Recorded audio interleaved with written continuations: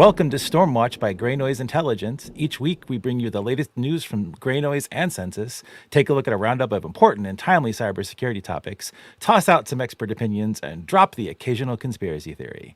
Today, however, is the 1-year anniversary of the pod. So we invited the person who may just be the very reason for our existence, H.D. Moore, to discuss the evolution of internet and intranet scanning, how measuring stuff inside an org is different from canvassing the whole internet, the future of asset and service discovery, advice for folks who want to get into the industry and or scanning protocols, etc. It's great. It's a great interview. Before we get into all that, I need to check in with my epic co-hosts. Now, Kimber, I'm usually pretty mean to vendors on this pod. People may have noticed that you can be cruel. Yes. That I'm a little, cruel is probably a good way to phrase that. And I thought for our anniversary show, it's not, wow. Brutus, famous cyberbully. Yeah. Well, I'll take it. I own it. It's cool. So I thought for our anniversary show, we could possibly each point out a vendor that we like and or respect, to just change it up and say something positive about the industry, positive about vendors, etc. So I was curious if you had, and we can't name like Census or like Grey Noise because that's just cheating. So, and like preferably a vendor that you like, you have to install their stuff. So do you have a vendor that you like and or respect, and why? Preferably a vendor where you have to install their stuff. That's strange. I didn't think of it that way at all. But just take it generically too. But like, because sometimes service providers can be okay. Like usually, maybe they can be better than the installed. Because I was thinking like ragging out. Because like if one of you says Fortinet, I'm booting you from today's show. Yeah, no, as an example. So like, but yeah, do you have any vendor? I gotta say, I really enjoy CrowdSec. I think it's like, cool. It's kind of a Grey Noise, like tangentially related company. I guess you do install them, right? Can you? So not everyone knows who they are. Can you explain who they are? They're an open source IPS, more or less, so intrusion prevention system, where they crowdsource the block lists, more or less. Yep. So it's like taking failed ban to another level, and it's just fun. I like their whole llama bit. I think that's really great. They're French. That's the whole reason, isn't it? The llama. Why not? It really is. It's just the llamas. It's absolutely the llamas. Yeah, I run them on like 3 of my web servers because they're great. It drops in easy and it's great, and you're sharing with the community. It keeps a lot of people. It's great. Yeah. Exactly. It's wonderful. So I love the idea of like community, like gathering the information. So I think they do it really well. Awesome. That is a great pick. Wow. And they may even like, if I had to make a list, like a top 10, like they're probably like close to the top of the top 10. Yeah. Emily, good morning. Good morning. Good morning. And I'm going to drop the same question to you, excluding, our 2 companies. Do you have a cybersecurity vendor that you like and or respect, and why?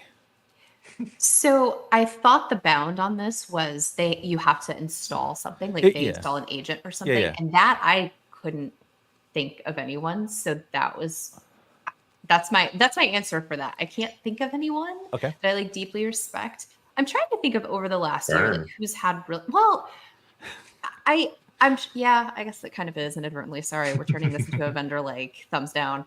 But like, I'm trying to think of who's had really good like incident disclosures over the last year. Like those are folks I really respect. And like, of course, I'm blanking on them now that I know them. Oh no, am I back? You're good. I was thinking I can replace your not answer with another answer. Proof. That would be super. Yeah. Oh no, Glenn, don't do this again. Don't cheat. Don't lie. No, Glenn, stop. Are you serious? I'm serious, yeah. Oh, lies. Take it. I have it written down for my notes if I need to prove it, because Bob accuses me. Blah, blah, blah, blah. Well, that's good. That's smart. But you could have just written it right now. Yeah. Oh, really? Or write it after the show. Oh, yeah, not to jump in. Yeah, Prufo is my answer. Good answer. But that's from my SOC days, or managed SOC days, where, and this is not a paid endorsement. Also, it's been more than a year, so like things could have changed. But at least a year ago, it was like the one thing I could recommend to folks to implement that, like within, like we could immediately, like measurably with the data see improvements in their security posture. So big fan of proof point. Honestly. Okay. So Emily hates all vendors, yeah. and I'm just sort of indifferent, I think. Okay. So this is something that if I get a new iPhone, because I will not use Android, if I get a new iPhone, it is probably the third in the top three, usually the third app that I install. And TikTok. What? Yeah, exactly. I am the talker. That's what I am. I do that. Is that even a thing? Is that what they call themselves, talkers? I have no idea. I have no idea. what do I know what that?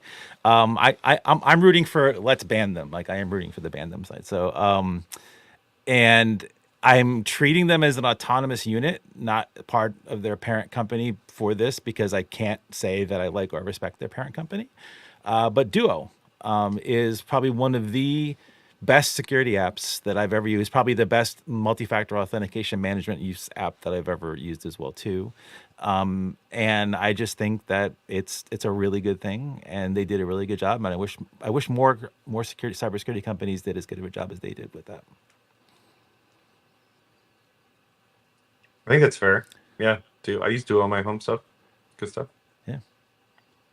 Cool. Well, again, we're not going to ask Ashley because Ashley does not do cybersecurity vendor stuff for a living, and I don't. From a marketing standpoint, it's probably not good if she were to say good or bad things about another company. Speaking of Ashley, making all this possible is our amazing Overwatch Ashley. Good morning, Ashley, on this first anniversary show. And if I am not mistaken, our behind-the-scenes Stormwatch chief promoter Jordan has cooked up a special present for us. You said we have a present. Glenn. Oh no. Glenn, it's time for Stormwatch. I thought you were going to join me down here the first hurricane of the season. No, I'm a little bit wiser than that. I don't want to sit outside with my computer. Oh wait, this wasn't a weather show? No, I think you got the wrong invite. Oh, dang. One second. All right, let's get rid of this. All right, that's one. That's really one. All right. There you go. Everybody, welcome to the inaugural episode of Stormwatch. We upgraded Bob to Kimber, so this might be permanent. Actually, I haven't told him yet. This feels a bunch ancient, of cool people at Grey Noise and me. Hey everybody, I am Kimber. I'm a product manager at Grey Noise, and I am DEF CON hungover today. And speaking of good people working out there together, just shout out to our Overwatch Ashley for being back and being far more competent than I will ever be at orchestrating the Stormwatch. So appreciate you, Ashley. It's not the longest one yet. Yeah. If you listened to the whole thing, thank you. If you hung on for 45 minutes, you get an internet point. I love to be wrong. You are very good at that too. I want to be a Candy Crush mom, make friends with all of the researchers. Give us your Odays. Emily, welcome to the show. Yeah, thank you so much for asking me to join. I'm really excited. There's like 10% fear and like 90% excitement. We all seem so much younger. Oh my wow, gosh. And that's like the opposite for me. I'm like 90% afraid all the time. Kimber, okay, all right. Hello, Emily. Glenn, how often do you think about the Roman Empire? The Windows XP background, like the default Windows XP background field, like the blue skies, and like it's perfectly green. I want to teleport to there. Name a woman. Name a woman? Yeah, name a woman. Now, come on, boom, let's Taylor Swift? Long-time listener, first-time caller, as they say. This is We've been great. trying to figure out what we've been doing for the last 10 Yeah, exactly. No thoughts, just Candy Crush. And I was going to say one more thing about this. What was it? I don't know. Well, I'm sure it was groundbreaking. What is your theme song for? I think that the Queen Taylor Swift has a song, Bad Blood, that would go out to all of our folks that are having to deal with Avanti all season. I would love to see a world where there's just like lots of chihuahuas running around the Windows XP background. Aww. I just want chihuahuas. Oh, Chihuahua universe. So Bob, I am the product manager. Are you going to explain me my own feature? Oh. I'm the head That was of data science, good. so I might, but I'm not going to do it now. That was so. Catch you next time on Gray Noise, where we continue to make sense of the senseless. Stay curious, stay secure, and hey, don't forget to reboot your router every now and then. Over and out, everybody. Catch you next week. Oh my gosh. Oh my gosh. Wow. Wow. What happened Was to all of Bob us? double though? speed during that, but everyone else wasn't? Was that a joke? Or I don't know. I did Oh my catch God. that, and I was curious. I wondered. I was like, are my Man. ears broken? I think Jordan Ev- did that on purpose. Or do I just talk that Everyone- fast normally? Oh my I god. think everyone deserves to have like a little supercut of all of the stupidest things that you've Yeah. ever said recorded. Most people aren't fortunate enough to like have that recorded, so that's cool. I love that I we're in know. the camp who like we've got it. Wow. That's definitely a pick me up. That's pretty funny. Also, Yeah. A World of Chihuahuas was not expecting. I forgot about that. I stand love by A it. World of Dang. Chihuahuas. Also, thanks Jordan for calling out when my brain just totally went screensaver mode. So I have a quiz for you three that you weren't prepared Oh. for. Oh no. Oh no. It's a good quiz. It's a Stormwatch related Quiz is never good. Unplanned quiz is worse. It's a storm. Okay, I have 5 questions. Well, that means if we miss one, we're not going to have a good grade. This is very true. 5 questions. How many pods, excluding this one, how many pods have we done? Well, what Presumably graph somewhere. 52. minus holidays, probably like 48. 48. Final answer. Sure, yeah. 48 or 50 is the number of pods we've done. Wait. Because we had a couple breaking news ones. Special break. Oh. Yeah. Did those count? Are those canon? Yeah, they're canon. Okay. How many hours have we blathered on across all 50 Oh, pods? I know this is on a graph somewhere. Easily 1,000. Probably Well. like 53, 54. Probably. Oh no, am I So higher? our first show was like 10 minutes long because we didn't know what we were That's doing. true. Yeah. And then we had one show that was an hour and a half because we really know what didn't we know were what we were doing. So an hour That's true. each, Definitely. little less, 45 hours. 48. I'll go with 48. I'm going to answer 48 every time. 30.1. Wow, Great. that's Small? less than I thought. 30.1. It feels so much longer. So, It does. so allowing for bad translation or transcription by the AI bots out there. Oh, How no. many words across those 50 pods and 30 plus hours have we combined blathered on the show? Ooh, I'd rather guess the percentage of who said the most. I think we might know that one. How many words? Mhm. I don't even know how to guesstimate this. How many I'm gonna words go. do That's people say in too an big hour? of a. Yeah. 248,000. Would it shock you that we've spoken 2.2 million words across No. those That's a lot of 30 words. hours? I would like to see the by person breakdown though. So the Me transcript, too. the transcript does It's- not do that, unfortunately. So we can't do It's that. probably Bob first. Yeah, probably. Oh, Bob is 60 Yeah. to 70%. Well, he's host, Yeah. but also he's Bob. host. Wow. How many tags have we produced since the first Oh, show? Oh, Mm. how many Show? were on the first show? First. Oh, you didn't since- cover it. Did you cover it? No, first but I'm counting that as a mark in time for Gray Noise tags. So how many Gray Noise tags have been produced since the first show? 248. 400. Oh. Was 348. 500. 437. Ooh. And how Nice. many Kev CVEs have there been since the first show? 48. 560. 178. Wow. And there's been one grandson since we started the show, Aw. plus one grandson for the show. So we have covered quite a bit. 178 Kev entries in the last year? Yeah. I thought there would be more. I'm not sure why. Oh, how many are on Kev? 800? No, over 1,000. It's over 1,000. Oh, yeah, that's right. That's right. They broke 1,000. Okay. Yeah, okay. They're 5. Yeah, okay. So there you go. We've done a lot. It's been good. So we're all just as shocked. Yeah, we all I don't really know what to do with that. Like, that happens. All that stuff exists in the universe. We have put it out there. I can't think too much about that, actually. That gives me a lot now of AI can use our voice to collect to robocall and like tell my mom I'm kidnapped somewhere or something. Yeah, cool. I'm so concerned. That's probably what's exactly going to happen. Yeah.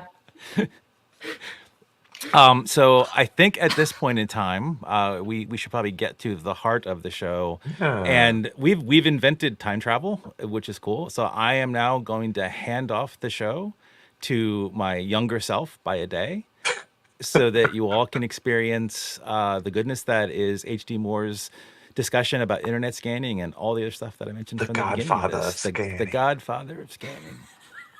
So take it away, Overwatch. Thank you, future me.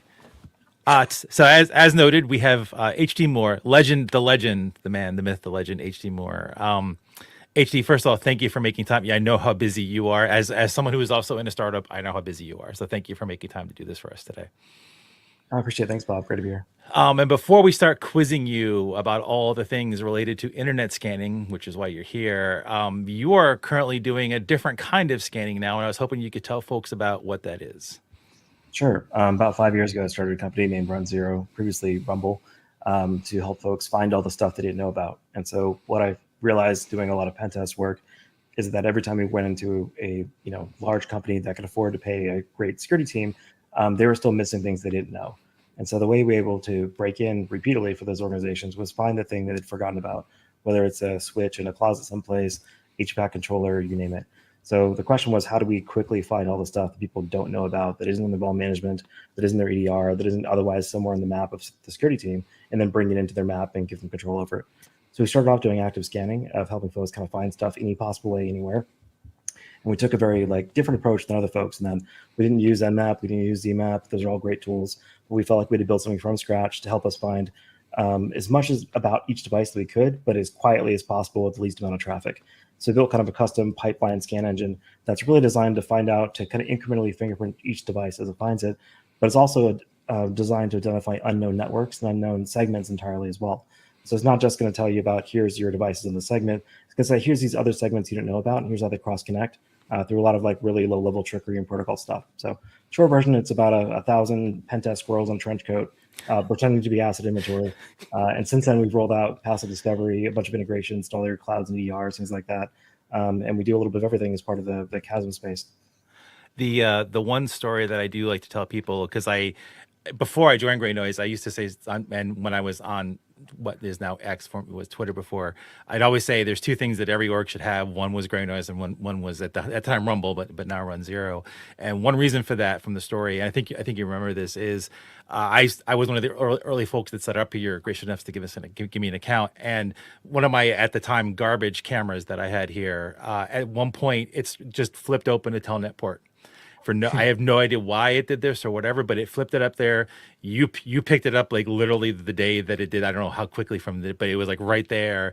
And I was already sold on your thing before, and that just this is going to help so many organizations that go do this, and it's a great thing. And I think, Glenn, you also run runZero. I run runZero at home. Yes. It's super useful.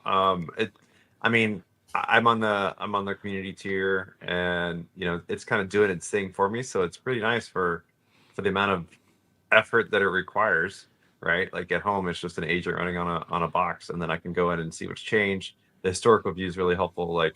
To Bob's point, which also that was me, Bob. Thanks for calling me out like that, HG. Great job. But that was my telnet. That was my way into Bob's fortress. But sorry, man. HD's got my back, unlike some people, I guess. All right, so runZero is I don't care about doing a product thing here because it's literally great. The community edition's also awesome, and it's literally super easy to set up, because there's literally no setup. It just goes in, and you can put it anywhere. I don't know. You figured out so many of the things that make products horrible for a lot of organizations, and just wiped the slate clean and made it just so easy to install, manage, and run this thing. So kudos for really think you being in the trenches. You really solved a lot of problems for a lot of us that we faced for a long time. I appreciate it. We do a bunch of bizarre backflips to make the whole installation process easy. So for example, we Authenticode sign it during build, but we actually modify the binary and send it back to you on download without breaking the signature. Yeah, it's the magic. It's like literal magic you do. It's pretty awesome. And you'll notice you can run the Explorer on anything like a PoE camera, a network switch, a VM, PPC, BIPs, because you don't link to libc. And so that means re-implementing all of libpcap by hand and Go, but it works. Oh, interesting. Brilliant. Yeah, it's absolutely brilliant. So we have you on both to talk about runZero. I'm so glad you did that. I'd like to have every single one of your team on at some point too, just because you guys do such great work. That'd be awesome. But we're here because it's our 1 year anniversary as everyone's already heard. And you kind of caused Greynoid to exist in a lot of ways. And you also were inspiration for another service, Census, which we also represented here. You literally created this entire industry from your early work in internet scanning, right? So folks right now, especially kids today, they think this is easy, commonplace, press a button, whatever, right? Today. And can you just shed some light on what it was like to try to do this for the very first time, and when that was? Sure. So I've been doing kind of internet-wide scanning stuff since 1997, I think. I wrote my first SMB scanner in Visual Basic and basically found all the open shares of the world and had a lot of fun back then.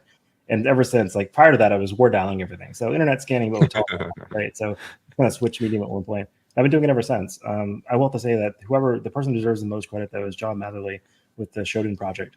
So, I was running these little kind of spot projects here and there, getting in trouble, turning machines off, generally dealing with law enforcement here and there. But John went out and started an entire company and put it on the internet and kept it alive for 10 plus years now or whatnot. So John gets a lot of credit for putting his neck on the line as a traceable organization. I will say the one thing that Rep7 and my work when I was at Rep7 was good at was putting our face up in front of all of our internet scanning and bringing people back saying, hey, we're doing this scanning for your benefit. Here's the public data set we're sharing. We're doing it to make the internet better. And we eventually drove as much friction as we could with the law enforcement, the ISP, and the complaints and the abuse side because we wanted to get it fixed. We wanted that to become the norm and to be acceptable. So in a lot of ways, while Shodan was obviously first to commercialize, get their neck on line doing this type of work, we definitely put the face and the legal firepower behind actually making this safe for everyone else to do too. And that's really what I'll, not necessarily take a lot of credit for, but some credit for, is helping it make internet-wide scanning a safe thing for everyone else to do. Yeah, so could you dig into just a little bit more about what some of those non-technical challenges are? Because I think people really take it for granted about just how when you do scan the internet now, the FBI isn't knocking. If you're in the U.S., the FBI isn't knocking on your door, and you and a lot of the folks at Rapid7 were a big reason for that. And could you go into some of that? Because I don't think people are aware of that lore and the detail that they really need to be. Sure, a good example is we did a really boring scan for FTP daemons, just looking at port 21, log in with it anonymous, do a directory listing, that's it. Super safe, super boring. Ran the scan off and on for about 2 months. Then got a grand jury subpoena to my ISP and saying, you hacked this other government agency and, we wanted the stuff. And the ISP forwarded the subpoena. So I had to pull some papers with friends in law enforcement to go chase it down and figure out why are they going after me for this. Well, it ends up, when they're doing the analysis of the logs of the machine that was compromised, looked at anybody who logged into that machine in the last day and said, oh, you're the hacker. And of course, they run across me now we really found the hacker. It's this guy who works in exploits. So it became kind of a sponge for complaints and for law enforcement interest for a long time. So if you were going to go do your own scanning, what would happen is, first your ISP would shut you off. And then, you get angry letters to lots of people. Then you'd probably get an angry notice by 1 or 2 companies. Then you might get a law enforcement inquiry a couple months later. And then they might actually try to prosecute you. So things have gone a long way since then, but it really took just, doing it until it became the norm. Almost like with, my work at Metasploit with exploits, the goal there is to make exploits boring. We want exploits to be just a tool you use to get your job done, not something that, you're going to prosecute someone over releasing. And I think we got there in the end. It just took a lot of years of drama to get there, but I feel like we did the same thing for internet-wide scanning of just helping everyone, use this technology, use this technique to make security better. But in doing so, we have to kind of be on the firing line for a while to absorb, the early drama. Wow, you guys did a lot of great work, and you have made this activity a lot safer for everyone to do the research that they go doing right now. And I know I'm not the only one of all of my co-hosts that have questions, so I'll open it up to the floor for the co-hosts. Yeah, so I'll step in. So given kind of the background and sort of the experience here, what was it like seeing academics build off of your research? And what's it like seeing organizations like Census do this at scale all day, every day to essentially help organizations become safer and more resilient against those kind of unknown things that are floating around out there? That's great. The academic angle is really interesting. There's only been a few folks who have really bridged the gap between academia and industry when it comes to this type of work, and Secure at Census is one of them. Coming from the academic side, but also kind of pushing the ball forward both with the research and the commercial side, and then starting Census. That was amazing. So it was really cool to see the work he was doing, especially early on, and then all the work that went into ZMAP and some of the neat IPv4 targeting behavior, like the prime modulus walk. They're one of the first folks to do that for IP. So if you want to scan all of the 32-bit IP space, but you don't want to repeat an address and you want to randomize it, there's a really neat technique where you take a random prime and basically use that as the modula for iterating through the whole IP space. And ZMAP was one of the first tools I ever saw to do that.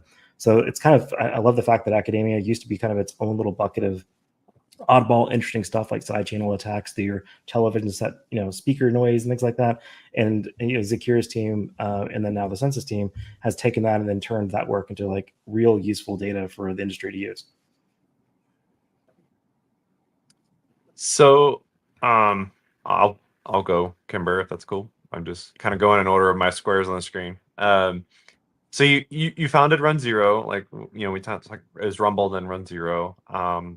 And you talked a little bit about like the inaugural work in internet scanning, but talk about like what runZero's mission is kind of going forward, maybe some lessons learned as far as what you've done differently with the launch of runZero versus previously, and just kind of this approach to asset discovery and vulnerability management that's different and being done different yet well with runZero. I don't know if that's a good way of wording it, but that's a good way to say it. I mean, back 20 years ago, 25 years ago, you had vuln scanners and you had IDS and not a whole lot else. You had a couple of host-based IDSs, some log systems, but that was pretty much all of your security tooling in one basket. These days, like you've got a million different types of scanners, a million different types of passive discovery packet parsers. So in a lot of ways, runZero is a scanner, but it's not a vuln scanner. It's a passive discovery engine, but it's not an NDR.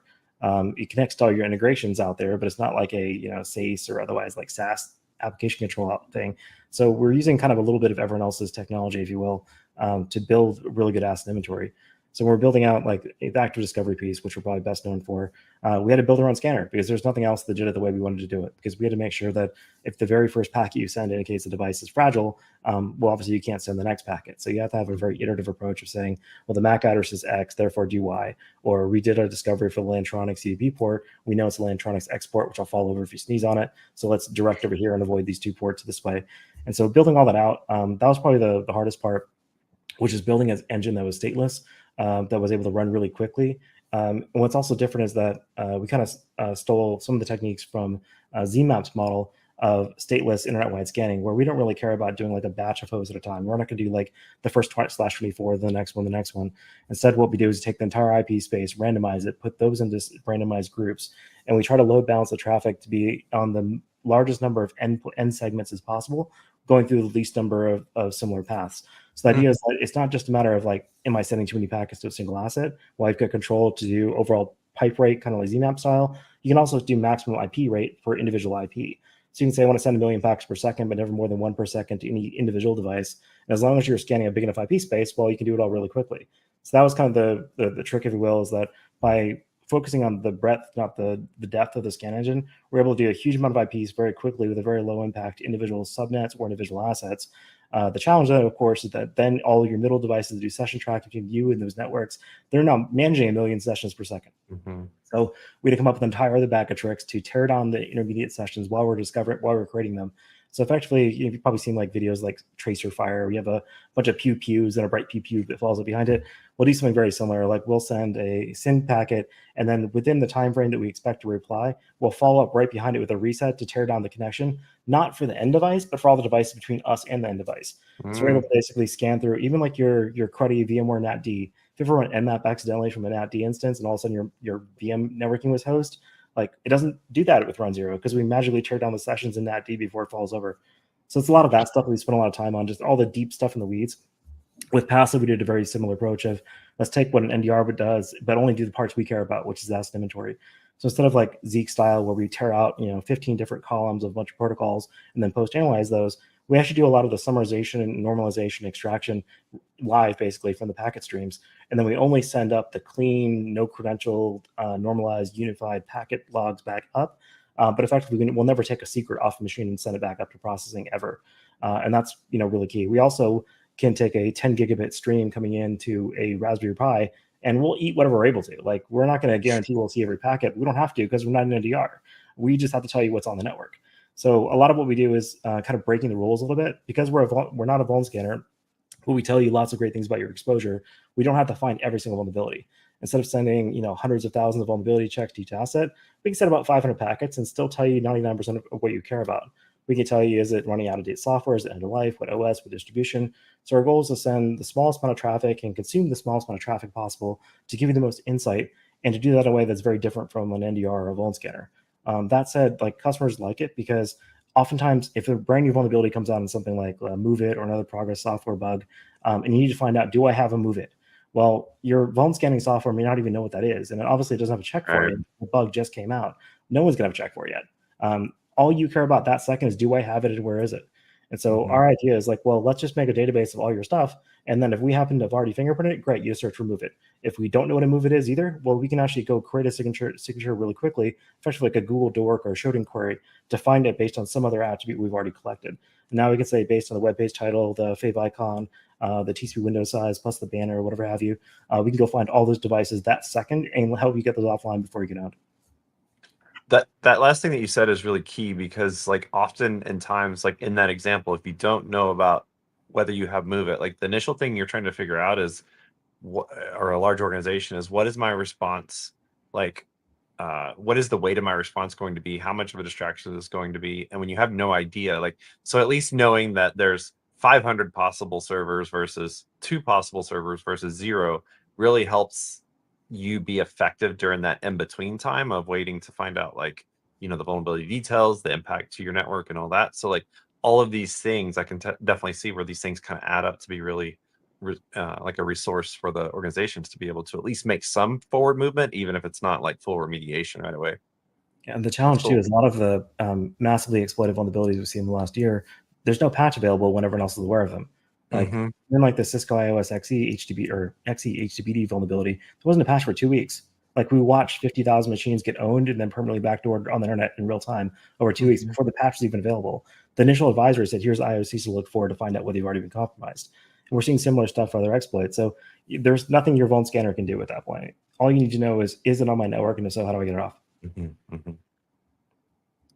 Well, cool. Now that you've blown all of our collective minds with the current state of scanning the internet, using your crystal ball to tell the future, where do you see internet scanning headed? Especially just in the context of the increasing use of IPv6, the move to 5G, like satellite-based internet, and the whole move to WireGuard and other like zero trust technologies. The perimeter is decreasing, type of stuff. Sure. The short version is started runZero instead of doing something similar to Census for a reason. I love what the Census guys were doing. I was actually an investor in their seed rounds, and I really support all the cool stuff they do. But, I started a company that never got off the ground called like Fathom 6 at one point. It's already dead, so someone else already has the name. But the idea was to go do full V4 and V6 discovery using all the fun V6 discovery techniques. And I spent about 6 months on it. This is like post-drop 7 days, just kind of like putting around on stuff. And it sucks. It was terrible. It was no good. It didn't help anybody. It was just bad and broken. And I was like, this is a terrible use of time, and it's going to get harder over time. That was right around the time, this is 2016, 2017, where certificate transparency became a thing, where you can now get a list of all the TLS certs almost real time as they're being registered. That helps you find not just the V4s, but also the V6s and any other domain routed, DNS routable kind of ingress what's going through Cloudflare or something like that. So effectively, you get a real-time feed of all the websites being registered, anything with a TLS are being registered all the time consistently. I was like, okay, well, on one hand, the V6 discovery is really hard. On the other hand, the overall host name and asset discovery has gotten a lot easier because of certificate transparency. I don't want to be in this business. So my goal was like, let's go, go back doing pen test work for a while. What I realized is like all the folks who have like any kind of large physical presence, whether it's IT related or not, have a lot of challenges you're not going to solve through Tailscaler or ZTA, well, even long term, right? Like if you've got a clinic, there's certain things you need in your clinic that need to work even if the internet's offline. There's a certain chicken fast food chain that likes to talk about how they've got a Kubernetes cluster in every single restaurant. And by restaurant, I mean a little box in the corner that sells chicken. So there's a lot of infrastructure in the kind of unlikely places you think, and that infrastructure is still running IPv4, and it's not going to go away anytime soon. Even if it moves to IPv6, it's going to be using things like link local ranges that you can enumerate as long as you're on the same local segment.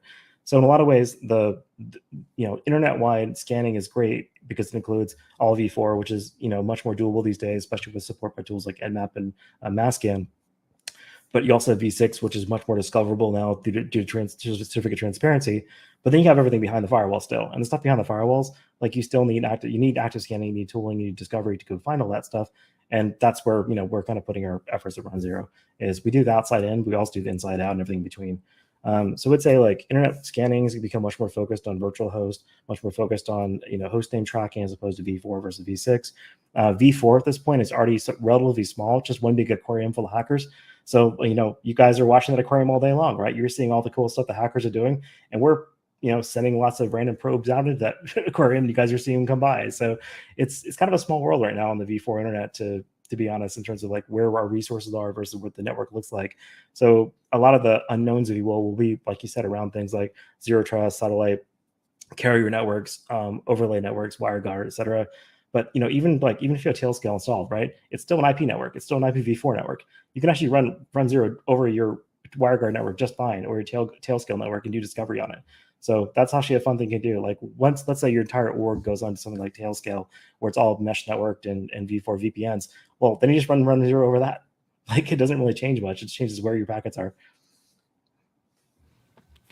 I didn't think of it that way before, because your stuff just works regardless of what people actually decide and what weird stuff they decide to run on everything.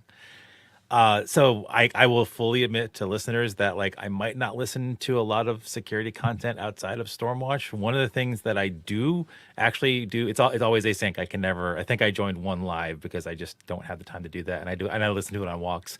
You have runZero. Could you tell folks what that is? Sure. Yeah. Once a month we get all of our hackers, researchers team together, and we talk about stuff that we think is interesting. So it's a lot of very nerdy stuff. It's like, here's how we think. Well, it is super cool nerdy stuff. It is the coolest thing ever. Sorry, I just love hearing you guys deep dive into something, and when Tom is on, especially, it goes off into one of Tom things, and it's like old days. Listen, it's just great. It is one of the coolest things ever. Everyone should listen to. I'm sorry to interrupt you. It's just it is just that cool. I appreciate it. It's great. I mean, one thing that we have that's a little different is we work with most of the insides of large corporations. So the stuff you'd see from outside in, from internet-wide scanning, or even from your perspective on gray noise, we kind of see the other half of it, kind of what's behind the firewall, the devices that you just never see out there on the internet. And so we get to, a lot of cool context that we try to summarize and share the research behind it and observations on runZero. Awesome. How can folks listen to that or watch that if they're not sure where to tune in? Oh, yeah. runZero.com. It should be in a banner at the top to subscribe, usually kind of the top left. There'll be a little button to sign up for it. And if you're on a newsletter, you'll see it all the time, too. Awesome. It's amazing. So I know that you're really, again, super busy. Before we let you go, is there anything that you want to talk to maybe folks just starting, the silly, crazy folks that want to get into this industry? Anything to them or anything to the veterans? Just anything on your mind that you want to tell folks? I'd say probably the biggest challenges you see with folks who are kind of newer to security is they didn't have to build up kind of all the cruft to get there. So they didn't have to learn about IRIX or AIX or all these other OSs. There's only 3 OSs you care about these days. So a lot of folks are coming into it and saying, well, the whole world is only these 2 OSs and these cloud providers, and this other stuff, oh, that's junky legacy stuff, is going to go away.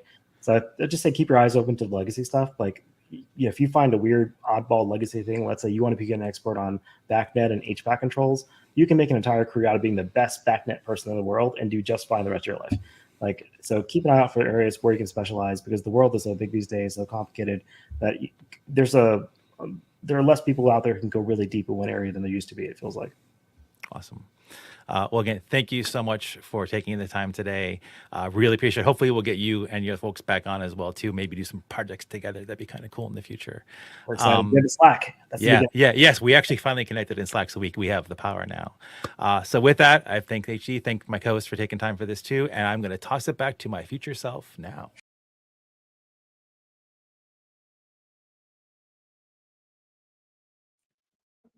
I think you're muted, Bob. I was so young and innocent back then. Anyway, that was great. I cannot believe all the HT dropped so much info in such a short period of time. That was just incredible.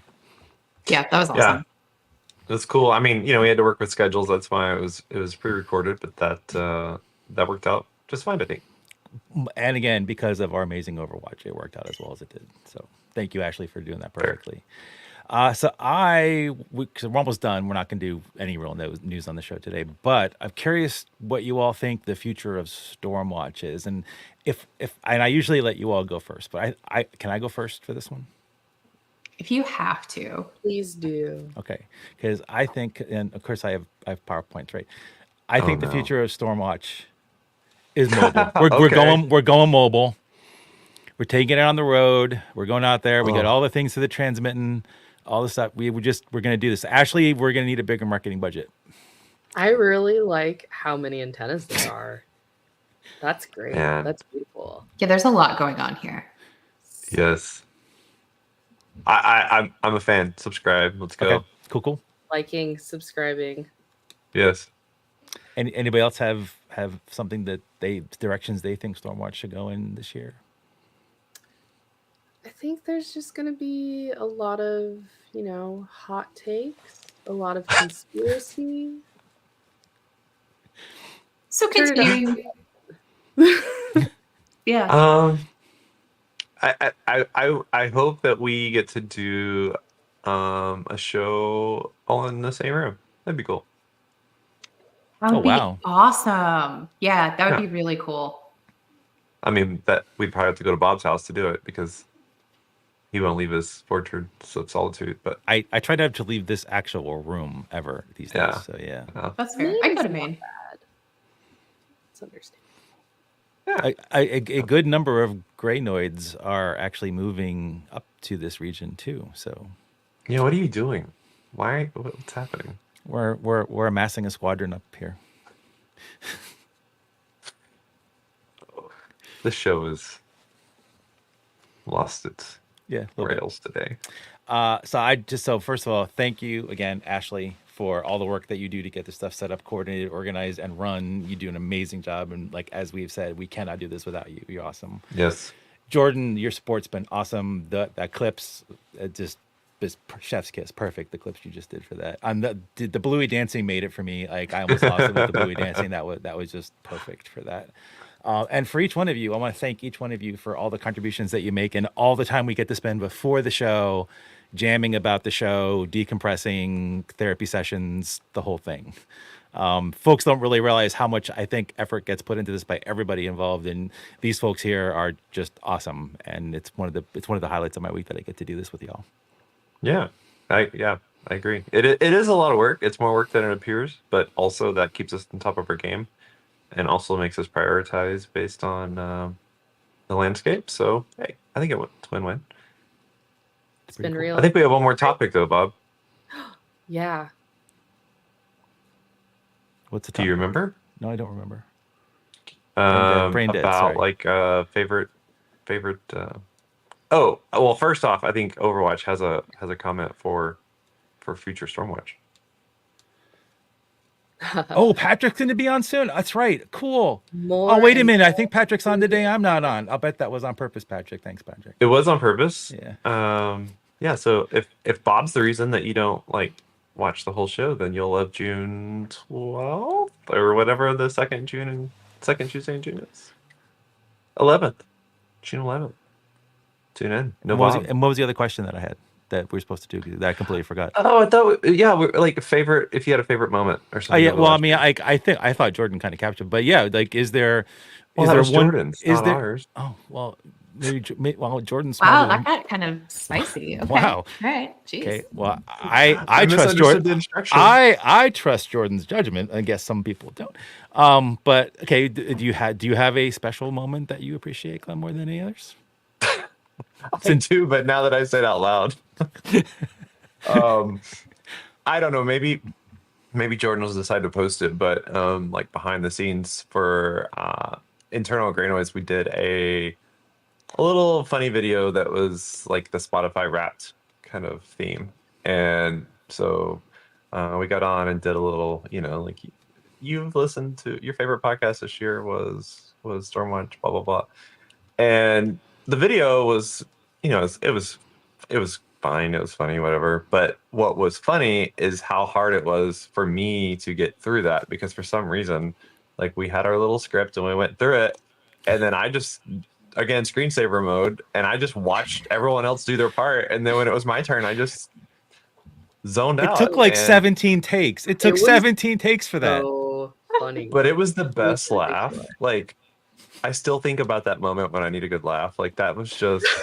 so your dumb. brain going. Yeah, I was like, oh, I'm sorry, I'm just watching. And Kimber's like, why are you watching? It's your turn to speak. And I'm like, oh yeah, I forgot I'm involved. So I know that doesn't really translate to the audience, but it's my favorite moment because we do have a good time doing this and the shenanigans from it. So I think about the time that I said that I wanted to live in the Windows background a lot, because I do want to live in the Windows background. And every time I'm driving across the country, I'm like, this looks like the Windows background. I should live here. when the Northern Lights had come down, further into the hemisphere than normal, like, I was wondering if they were at the Windows background place, and how epic of a photo that would be if all of those powers combined. Like, Windows, that could be the next background, is that plus I Aurora, feel like computers could make that happen, even if nature didn't. Yeah, but that's not the same. Windows XP Aurora Borealis. I need. Although it's probably not green. Actually, I guess it's May. I don't know. Whatever. Please post your best Aurora Borealis Windows XP background to my LinkedIn. There you profile. go. Yeah. Yeah. As a 1-year celebration. Yeah. Emily, do you have a favorite? You're being quiet. Am I calling you out on something? No, it's okay. I mean, do what you do. Call me up. It's okay. I feel like the pre-show meetings are always my favorite, and there's like not one necessarily that stands out, but like, if folks could see what happens like right before we go live, like, sometimes it's just chaos and very silly, and I feel like usually I'm having to kind of like get it together and not just kind of be like, someone always has a microphone issue. Yeah, there's always that.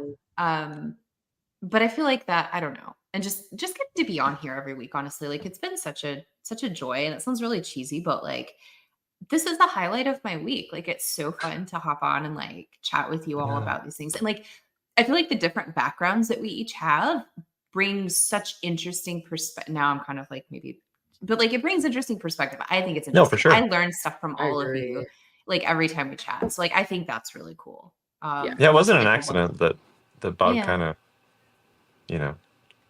stacked the deck there. So happy accident. Yeah. Yeah. Bob, do you have a favorite moment? I'm afraid to ask. Favorite moment. Wow. It's probably going to be sometime when I was out. Oh man, it's hard to pick. So okay, this isn't cheesing it. It's hard to pick one because they're all really fun. Even that 90-minute this slog of an episode was actually really fun to do too. Actually, what I'm the first episode where you all it was, and I'm going to do another one today. And if people haven't figured this out, like, the closing greeting is written by an AI. You all suggested doing that as a bit from like the first one that we did it after you all said we should do it. That, like, I think that the very next one was my favorite one, just because you all just reacted. It's just your reactions. Did we suggest that you do that, or did you put that out there and we were like, okay?